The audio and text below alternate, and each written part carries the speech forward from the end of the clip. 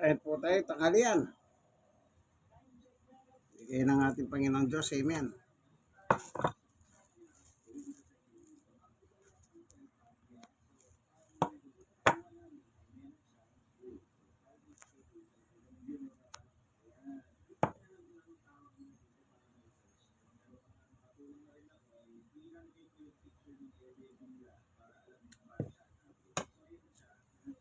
Po.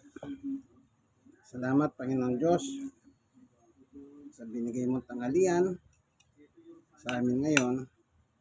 This is their baby. Salamat po sa pangalan ng Panginoong Yesus. Amen.